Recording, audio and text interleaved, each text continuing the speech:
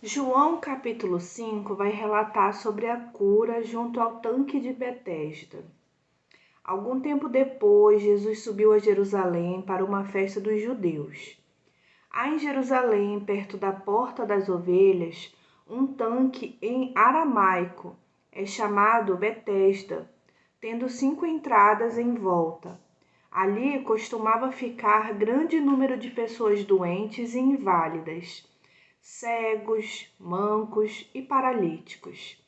Eles esperavam um movimento nas águas. De vez em quando, descia um anjo do Senhor e agitava as águas. O primeiro que entrasse no tanque, depois de agitadas as águas, era curado de qualquer doença que tivesse. Um dos que estavam ali era paralítico, fazia 38 anos. Quando o viu deitado e soube que ele vivia naquele estado durante tanto tempo, Jesus lhe perguntou: Você quer ser curado?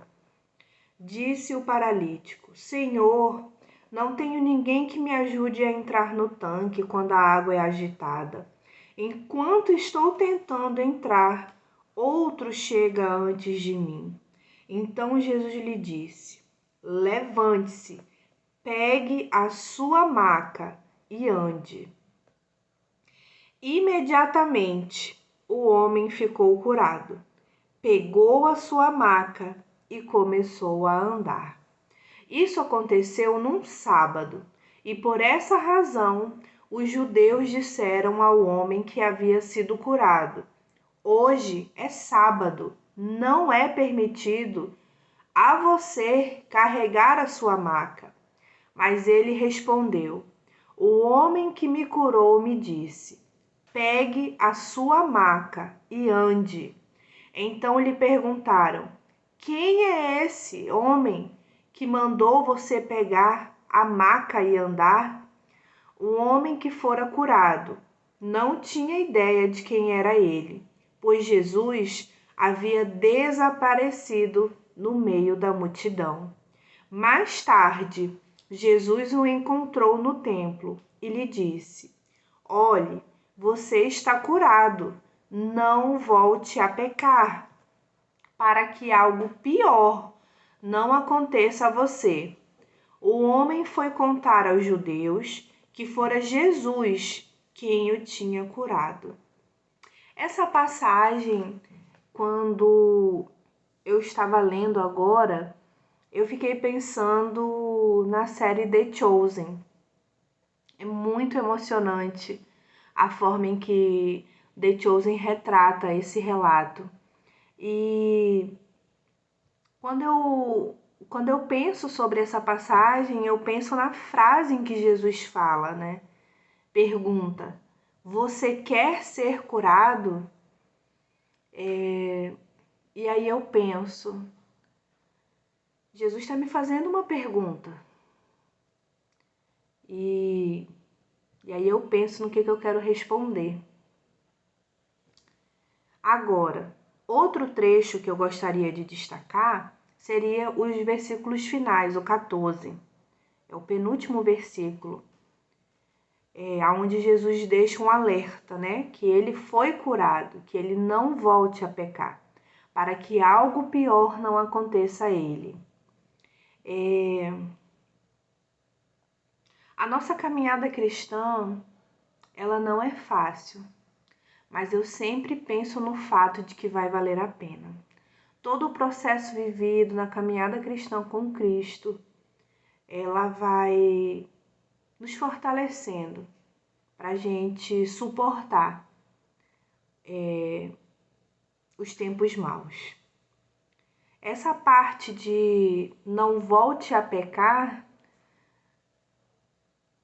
é depositar a confiança em Cristo também, né? Porque só a gente não consegue.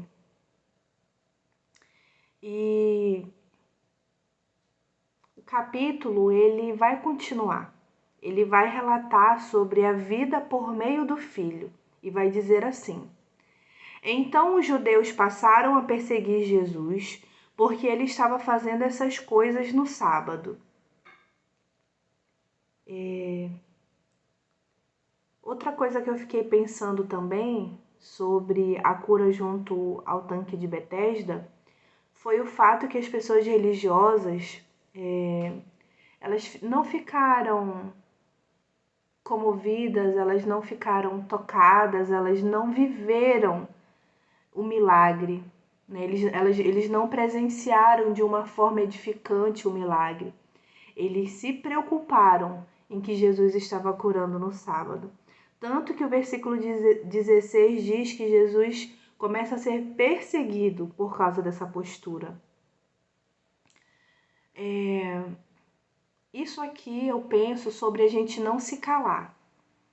Não se calar sobre as coisas que o Senhor direcionar para a gente falar, para a gente fazer, para a gente exortar, para a gente instruir. Porque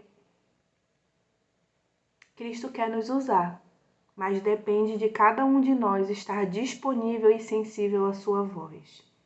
O capítulo vai continuar e vai dizer: Disse-lhe Jesus: Meu Pai continua trabalhando até hoje, e eu também estou trabalhando. Por essa razão, os judeus mais ainda queriam matá-lo, pois não somente estava violando o sábado, mas também estava dizendo que Deus era seu próprio Pai, igualando-se a Deus. Aqui me ensina que nem sempre dizer a verdade vai agradar.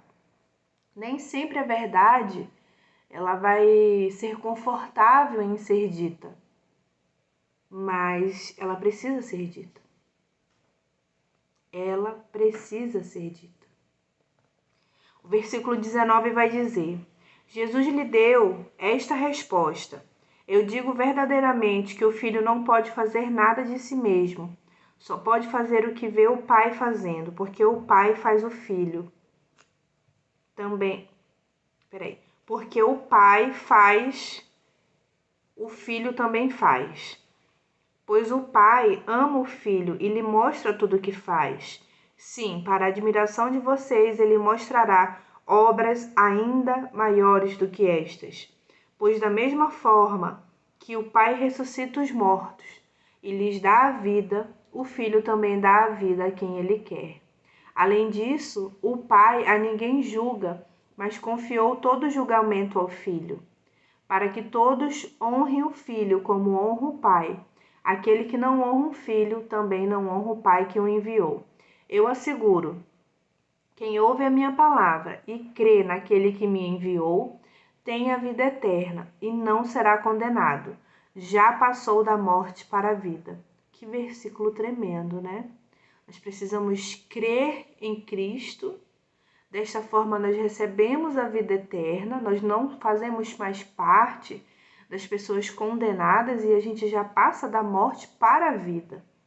Eu afirmo que está chegando a hora e já chegou em que os mortos ouvirão a voz do Filho de Deus, e aqueles a quem ouvirem viverão. Pois da mesma forma como o Pai tem a vida em si mesmo, ele concedeu ao Filho ter vida em si mesmo, e deu-lhe autoridade para julgar, porque é o Filho do homem. Não fiquem admirados com isso, pois está chegando a hora em que todos os que estiverem nos túmulos ouvirão sua voz e sairão. Os que fizeram o bem ressuscitarão para a vida, e os que fizeram o mal ressuscitarão para serem condenados. Por mim mesmo, nada posso fazer. Eu julgo apenas conforme ouço, e o meu julgamento é justo, pois não procuro agradar a mim mesmo, mas aquele a quem me enviou. Que passagem tremenda, né? Que passagem tremenda. A parte em que quem faz o bem vai ressurgir para a vida, e quem faz o mal ressuscita para ser condenado. Tremendo. Eu vou fazer uma parte 2, tá? Para a continuação do capítulo 5.